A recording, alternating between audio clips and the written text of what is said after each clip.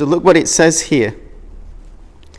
My strength and my song is the Lord. That word song there means a melodious song, a song that you would sing tunefully.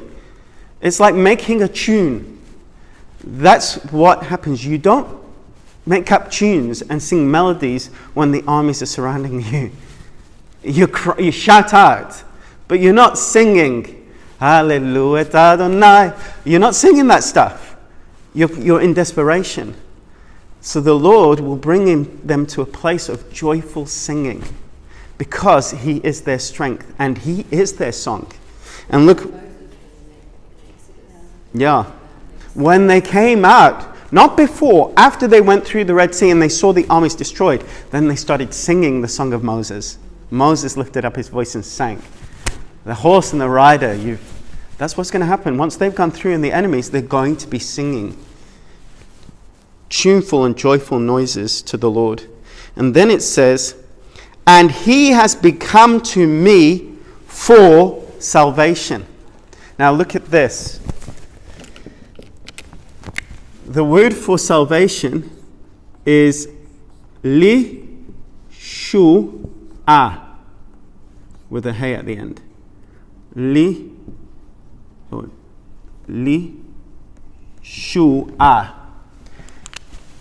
If we take this two letters, right in the middle of that is the name Yeshua, which is the name of Jesus.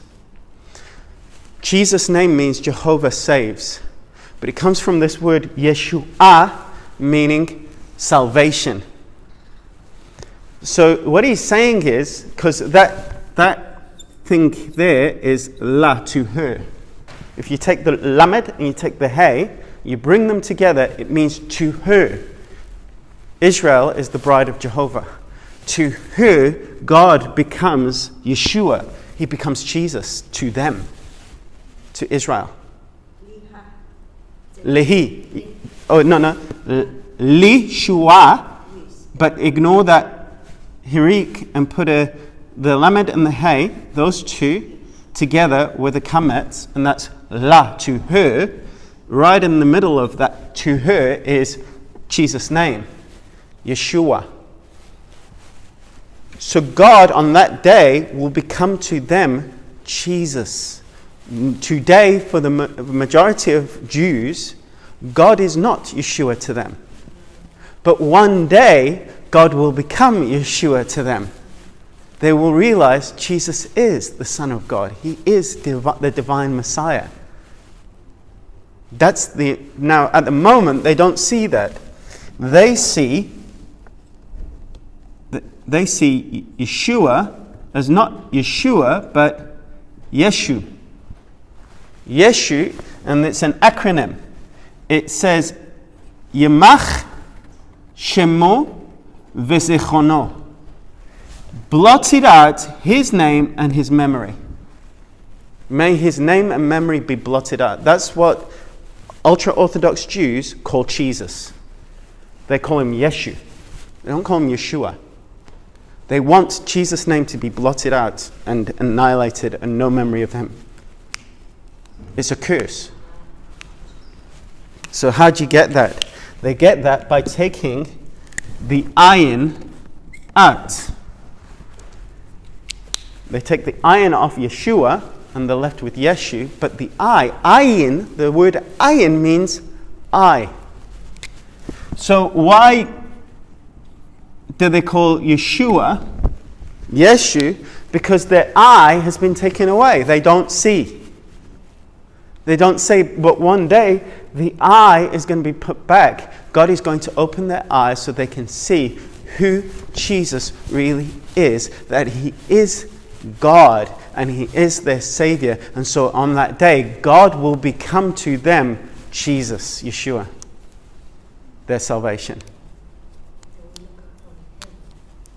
Whom they've pierced, they will look upon me whom they have pierced, and they will mourn over Him as one mourns over an only son. There's a connection between Jesus and the Father. You pierce Jesus, you pierce the Father. The Father and the Son are one. So Jesus was pierced on the cross, but the Father's heart was pierced. And yet it was the Father's will that Jesus would go to the cross. But the Father didn't kill Jesus. Jesus gave his life willingly. And that's why God could accept his sacrifice, because it was a sacrifice of one who laid down his life that others may live. And that kind of human sacrifice is the kind of sacrifice that God will accept. He doesn't accept human sacrifice in the sense of you take someone else's life.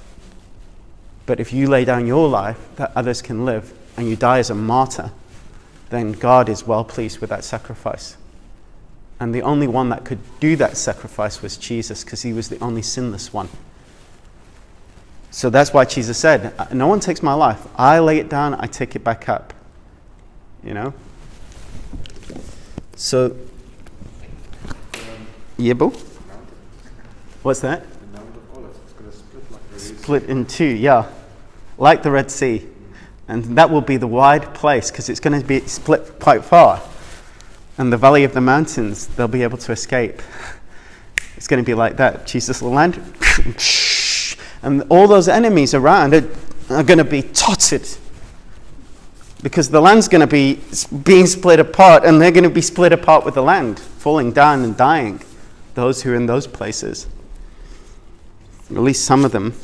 So look at this.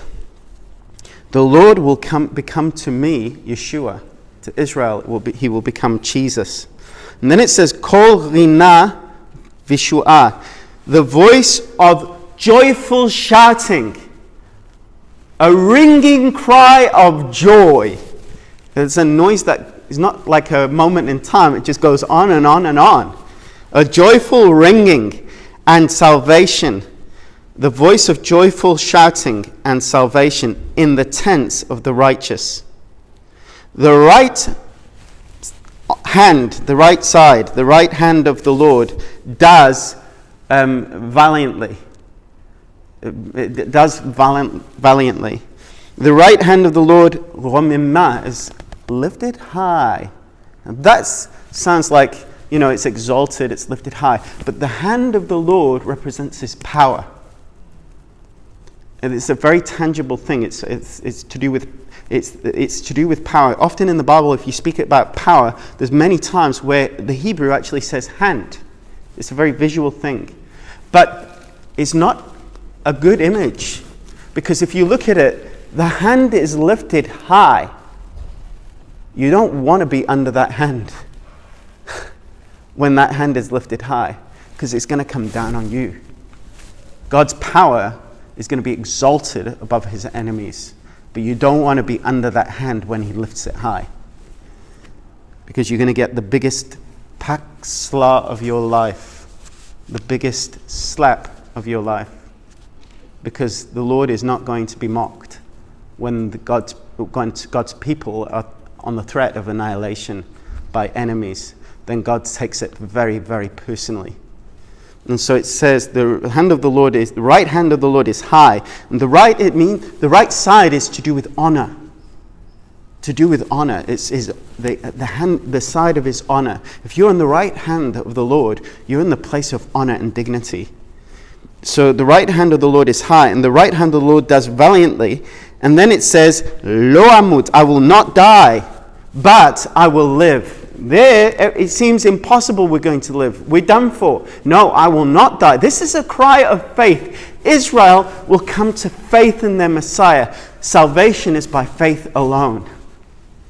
The way we're saved is the same way they're going to be saved. There's not two ways of salvation. They're not going to be saved by the law. They're going to be saved by putting their faith in Jesus Christ for their salvation, both spiritual and physical. And so it says, I will not die, but I will live, and I will tell the deeds of the Lord. And then it says this, Yes, Yasor Yisrani.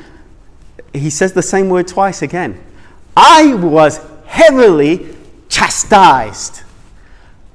In other words, Israel is going to say, I got the biggest chastisement of my life.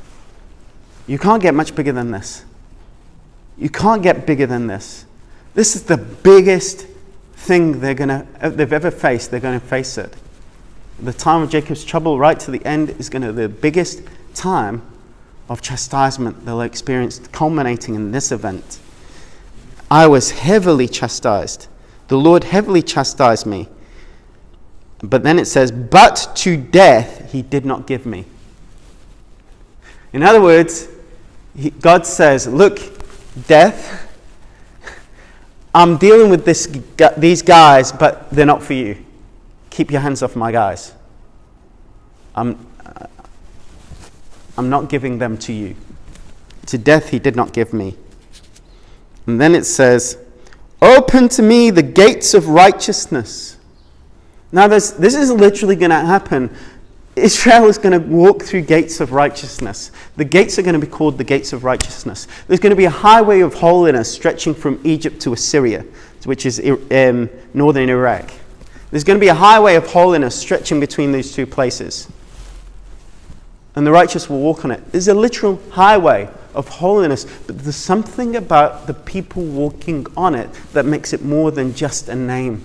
There's something of a reality in that literal highway that speaks of the nature of people who reflect God's glory and his character. So it is with these gates. When they walk through those gates are literal gates. Gates open the gates of righteousness. They will walk into Jerusalem. But there's something about righteousness that attends the people that walk through those gates that give that significance to those gates of being righteous gates. It's not because of anything to do with the material they're made from. It is to do with the people that are allowed to walk through it. I am the door, yeah. I am the door, yeah, the gate, the door. Jesus is the singular gate, door. These are the gates, plural. But they ultimately speak about Jesus. So Scripture works on all these different levels. How do we get righteous? We have no righteousness of our own. It's only Jesus. So Jesus says to Israel, I will wash away the filth of the daughters of Zion. And he's going to take their unrighteousness away from them. It's only because of Jesus they become righteous, just as with us. But there's something of righteousness that sticks to them and clings to them and makes them walk in righteousness. Righteousness is not just a label and it's not just a title. It's not a certificate. It's a reality. Righteousness is a reality that reflects itself in the expression through words and actions. So when I speak the right things. And when I walk in the right way. And when I do the right things that are right before God because of his righteousness in me being worked out. It's a reality. God's faith and the faith that we have is not a label. We cannot be Christians in name only. There's a reality God deposits in us that has a dynamic and a spiritual energy to it that if we yield to the voice of the Spirit, that righteousness that he's put on us and in us works itself out through us and brings about transformation. Israel, when they walk through those gates, will be the righteous people of God. Open to me the gates of righteousness. I will go in them. I will confess or I will give thanks to the Lord. So if you are in Christ's righteousness, you can really give thanks in a way that really glorifies the Lord. Israel walked through those gates many years. When the old temple was there before Jesus came, and they brought sacrifice and they did all that, and God says, I'm burdened. I'm burdened by your sacrifices because you're oppressing the poor, because you're living completely unrighteous lives. I'm tired of it. But then they will be in a place where they will be able to confess in a way that brings God glory and thanksgiving, and in a way that God can accept. Why? Because of the righteousness that's in them, because of Jesus. And so it says this is the gate of the Lord. The righteous people will come in to it. So it reiterates what we just said. And then it says, I will confess you, or I will give you thanks, because you answered me, and you have become to me for salvation. The same word, lishua. And then it says, the stone rejected by the builders has become the chief of the corner, the head of the corner. Rosh Pinah, the head of the corner. Now, this is what it is. These, the builders, are building the house of God. Bonim, they're builders, they're building. And they get this stone, and it doesn't fit in the place they want it to fit in. And they see it as, well, we can't work with this. Let's just throw it aside. It's got no value because it's not fitting into our building program and our building scheme. It doesn't fit where we would like to put it, so we'll just ditch it. That's what happened. When Jesus came, they rejected him. Not only did they reject him, they rejected their followers because Gentiles, uncircumcised Gentiles are coming in, and they're not getting circumcised, and they're not fitting in with our program, so we just ditch this Christianity thing. You know, there's a jealousy amongst the Jew on account of the Gentile, just as much as there is a jealousy today among the Gentile on account of the Jew. They ditch it, but one day they'll realize, that's the right stone for the corner, the very stone that will keep the building from falling down. The chief place, the rosh, the head of the corner. So where Jesus was worthless and despised and rejected and forsaken of men, he's going to get the most privileged place, and they're going to say, he's just the right one. It's amazing because builders, within the word build, bonim, bana, to build, you got this word bina, which means understanding and discernment. You cannot build if you do not have understanding and discernment. Bina. So let me write that down. So the verb to build is bana. But the the noun, that's the verb to build. But the noun bina means discernment or understanding. It's used in the book of Proverbs. Discernment or understanding. You cannot build if you have no understanding or discernment. Because if you do not make it plumb and make it level, your building is going to fall. You can't be a novice. You can't entrust the building of a house to someone who's never built before. Because you're going to have a very, very shaky building. If you don't make that, if you don't keep the Kolan Zulu ufafaza, which is to keep sprinkling water on that cement foundation and let it cure enough, your foundation's going to crack. Your slab's going to crack. There's an understanding that comes with building. They're supposed to discern the place that Jesus was supposed to have in their nation, the chief place, but they couldn't see it. For builders, they sure didn't understand. But one day, those builders will understand. They will see it. This is, by the way, this is a Jewish way of understanding Scripture, that it's like those Jews, some Jews might be in denial, but some Jews don't see it because they say, what makes you think Messiah is a person? What makes you think that Messiah has to be God? You know, the nation is Messiah. So there's all this confusion. There's lots of different ideas. So there's not just a unwillingness to understand. Amongst some of them, they just don't see it yet. They have to struggle. They have to go through, like Jacob's wrestling with the angel. They're going to have to wrestle with Jesus. They're going to have to wrestle with Jesus to come to that place where they cling to him and say, I won't let you go until you bless me. You'll not look at that. Next time you read Genesis and you look at that Jacob wrestling with the angel, you'll read it in light of this, and then you'll realize, sure, this is the same thing that happened to him as we're going to happen to Israel at the end. You'll read Scripture differently because God is giving you an insight now. And so here it says they rejected him, but they made him the chief of the corner now. He's become the chief of the corner. From the Lord, this was from the Lord, and it is not just wonderful, absolutely miraculous, niflaot, wonders that God can only do, like dividing the Red Sea and sending the plagues upon Egypt, God's wonders, niflaot, absolutely mouth-opening, jaw-dropping deeds that God does, and you think, wow. That's what it means. It is wonderful in our sight. No, it's absolutely miraculous in our eyes. That's why they're going to come to the temple and they're going to say, God, you are amazing. Look at your salvation for us. We would have been annihilated, but you came through. Absolutely miraculous. This is the day made by the Lord, made of the Lord. The Lord has made this day. What day is that? This is the millennial day that we're going to start looking at next week. This is the day the Lord has made. Once this has happened, now we go into rest. The Sabbath day, the seventh day, the day of enjoying the prosperity and the blessings of God through 6 long days of toil and sweat and heartache. Now we come into our rest.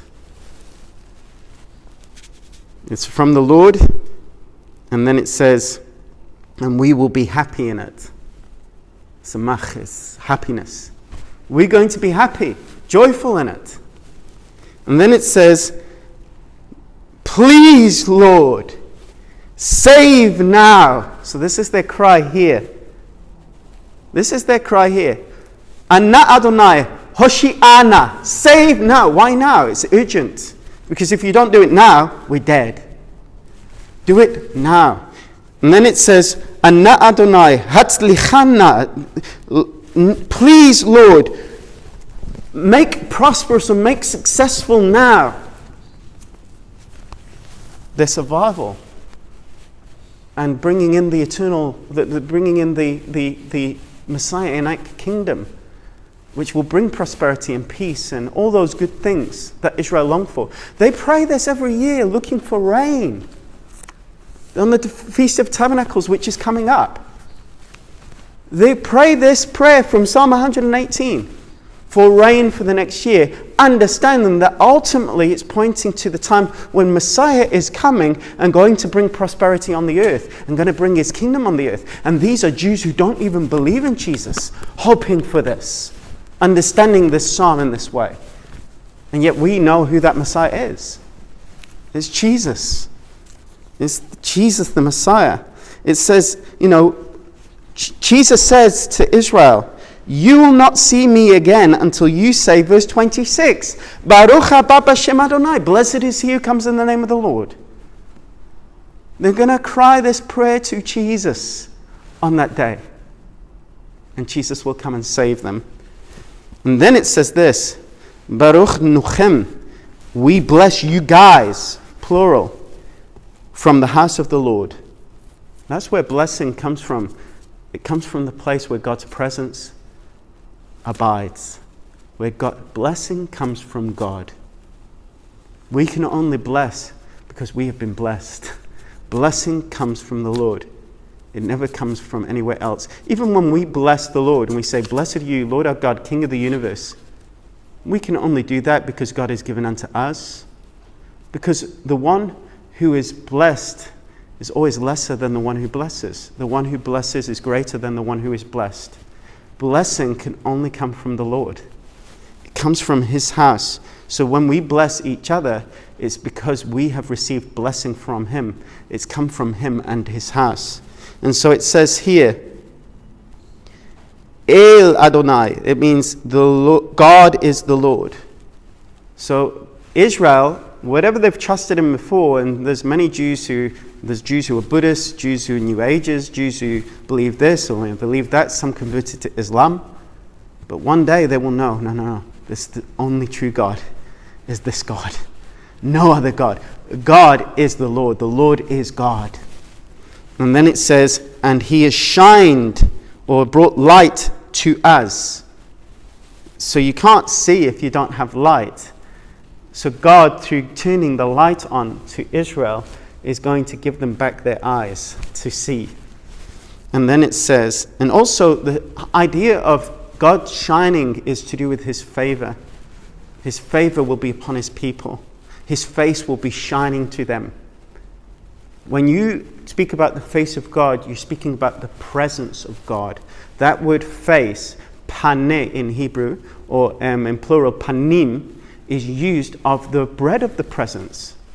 So when you before the Lord, I'm giving you a Hebrew lesson now, but lifnei, Lifnei Adonai. That means before. You break it down, that la there, that lamed, that la means to. Pnei means face. When you are before God, you are to his face. And his face speaks of his presence and his favor. So when God turned his face away from Jesus, we sing it, doesn't mean that God exited the building. Didn't mean that God wasn't there or that God didn't see Jesus. The Father still saw his Son. Because who was it that put the sin of the world onto Jesus? It was the Father, according to Isaiah 53. He laid on him the iniquity of us all. The Father did that. So it's not that God can't even look at all. What it means is this, that when the Father was there with the Son and the sky went black, there was no favor from the Father to the Son whatsoever. God turned his favor away, his face away. The place of his face is the place of his presence and his favor. So when you are lifnei Adonai, before the Lord, you are to his face. And therefore he is smiling on you.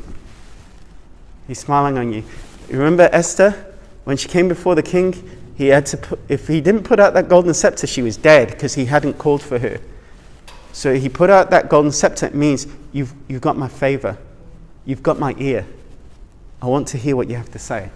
That's what God is like with us when we come before him. We have his favor. We are in his presence. So going back to this psalm, it says, he shined to us. We have his favor on us. And then it says this. Now look at this. Isru Chag. Bind the festival. But it's ultimately relating to the animal that's going to be sacrificed at the festival. But bind the festival. And then it says, Va'avotim, which means with cords. With cords. And then it says, Ad karnot. Your translations might say to the horns of the altar. That's not the right translation. Because if it was to, it would be le or el. Here is ad, which means unto.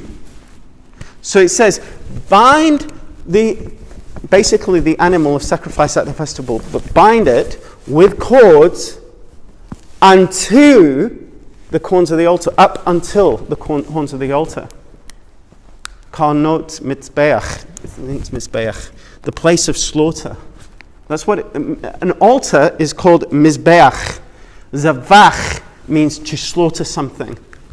So the altar is the place where the animal is slaughtered, but the animal is bound with cords until he gets to the horns of the altar. There is something implicit here that concerns Israel. And this is that in this place they're going to be bound without strength and without any way of escape. And they look like they're going to be slaughtered. And they're bound until they get to the horns of the altar. But because of Jesus, then they will be released. Imagine you're the animal, you see the knife, and you are bound and you cannot get away. And they're dragging you to the horns of the altar. It's a picture of Isaac also. It's like Jesus. Yeah, Isaac's a picture of Jesus. So he was bound. But when the knife was just about to come down, let him go. That's what's going to happen to Israel. We're done for, there's no way out. No, we're going to trust in the Lord. Suddenly, free. And then it says, my God, you are my God. So it's you are my God. You are my God. That's something possessive. Eli means he belongs to me. In Hebrew wedding we say, Dodi li ve ani lo. My beloved is mine, to me. She belongs to me. I own her, and she owns me. God allows himself to be owned by his people, and his people are owned by him. Think about that. He's my God. He's not just the God of the whole people. He's my God as well. He belongs to me, and I belong to him. You are my God, and I will confess you, or I will give you thanks. God, or I will confess, or I'll give thanks to God, or my God. And then it says, I will exalt you. I will lift you high. In other words, I will lift you high. How is he going to lift God high? With the words that he speaks about God from his heart in complete sincerity. Then God is made high because he's confessed. So when we confess God before men, we are lifting God high. We're exalting him. And then it says, give thanks or confess to the Lord that he is good. For unto eternity is his loyal love on account of his covenant.